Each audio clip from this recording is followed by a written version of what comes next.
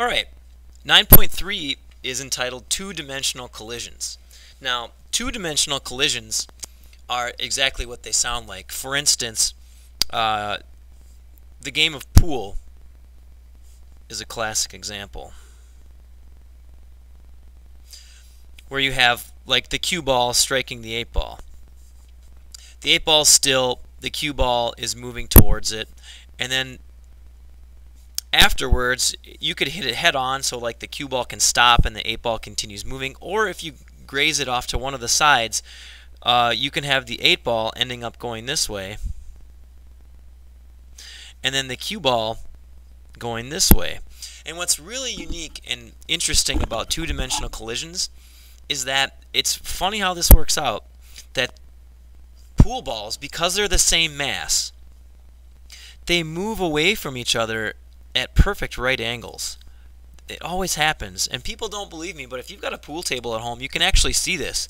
When you collide, they'll exit at 90 degrees. So if you just graze it, the cue ball ends up going like straight, but then the 8 ball ends up going that way, or you can hit it harder so that they end up going, but they always exit at 90 degrees from one another. And the way that you handle these problems is the same way as you handle the problems before. You say that the momentum before equals the momentum after. Now, again, this is only true if you don't lose any mass and you don't have any outside external forces.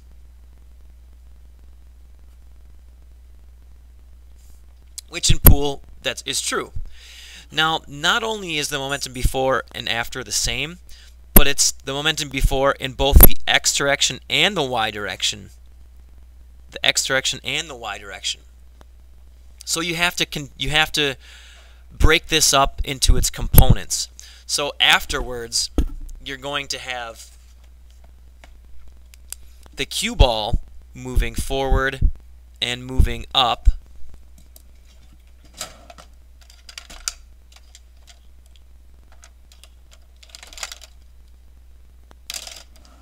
and you'll have the 8 ball moving forward and moving down.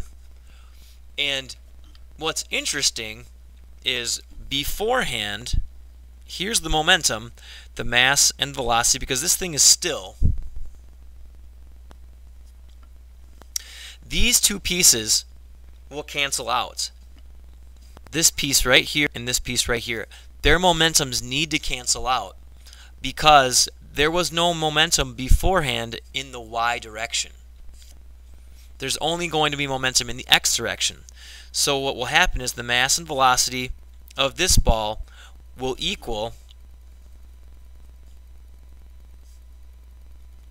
are going to equal this one plus this one. So the mass and velocity of the cue in the x direction plus the mass and velocity of the 8 ball in the x direction. So we're only going to look at these components. Momentum component here plus momentum component here equals this one.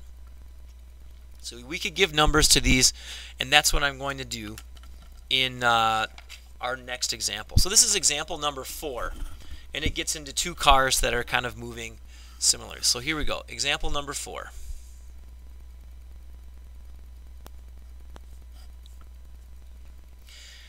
It says you've got a 13 25 kilogram car moving north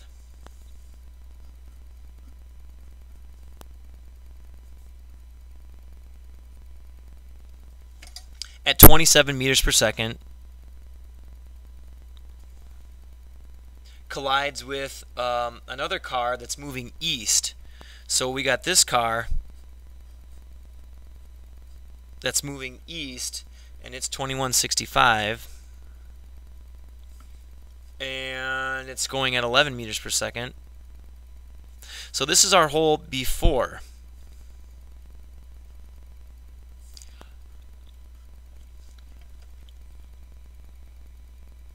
Now they're going to crunch together.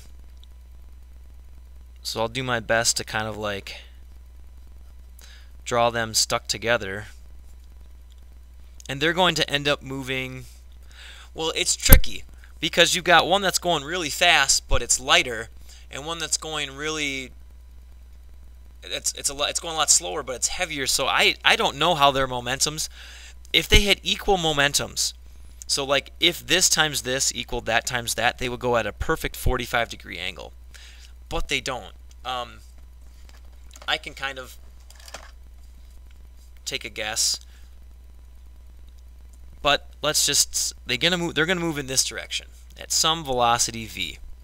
But I do know that their combined mass, it's because they're sticking together. So you take 2165 and you add 1325 and you get 3490.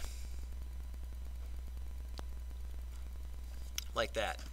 So these things stick together, and it wants to know in what direction and what speed. So we're going to have to actually find a direction, an angle, and we're going to have to actually find the speed. So we will start with momentum before is going to equal the momentum after. Now we have to break this up into both the x and y direction. So maybe I want to do this in the x direction first. So the momentum before in the x direction is this one has momentum in the x direction. This one has it only in the y. So x direction, so it would be 2165 mass times velocity 11.0. And then this thing, it's moving this way and it's moving that way. This should be dotted. So this is the velocity in the x direction, this is the velocity in the y direction.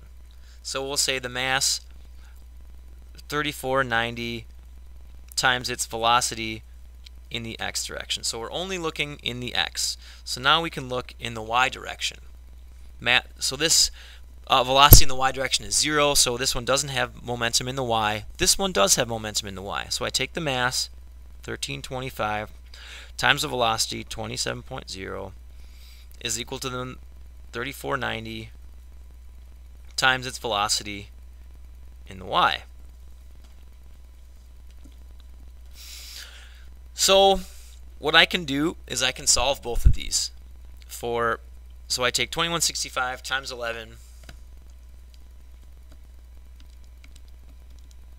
and I divide by 3490 and I end up with the velocity in the x direction is 6.8. So I take 1325 times 27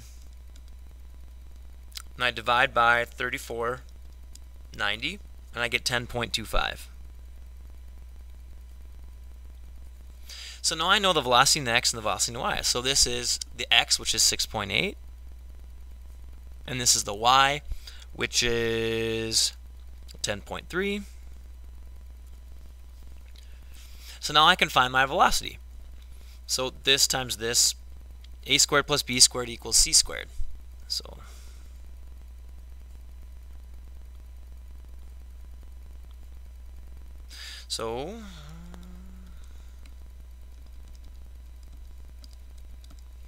12.3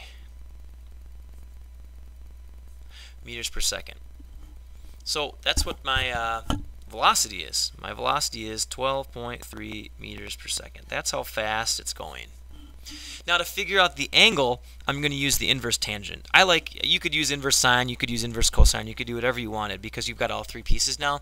But I like to use the original two pieces that I've got. So I'll say the inverse tangent of opposite over adjacent is equal to my angle. So my angle, and you always want to make sure that your calculator is in degree mode. If it's in radian mode when you're doing this, you'll get a wrong answer. So I'll go inverse tangent of 10.3 divided by 6.8, and you get 56.6.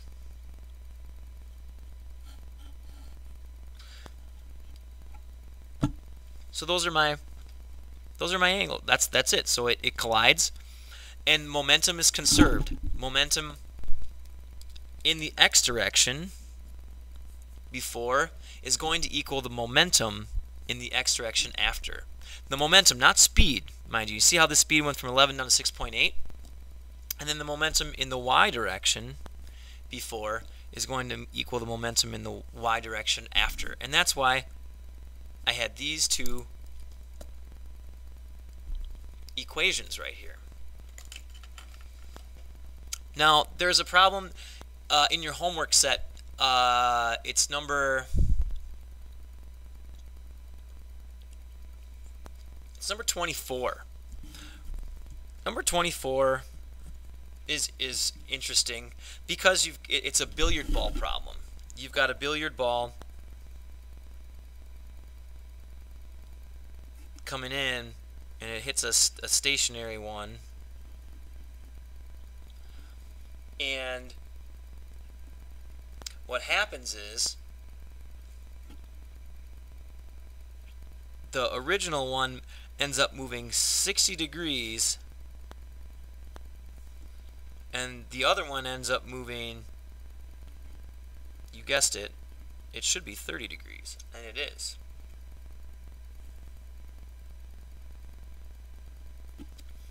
So what is the velocity of each ball after the collision? So what you're going to have to do is treat this in both the x, so this one's got an x component and a y component, as does this one. This one has an x component and a y component. And all of the things before have to equal everything after. So when you start breaking this into its x and y components, there is none before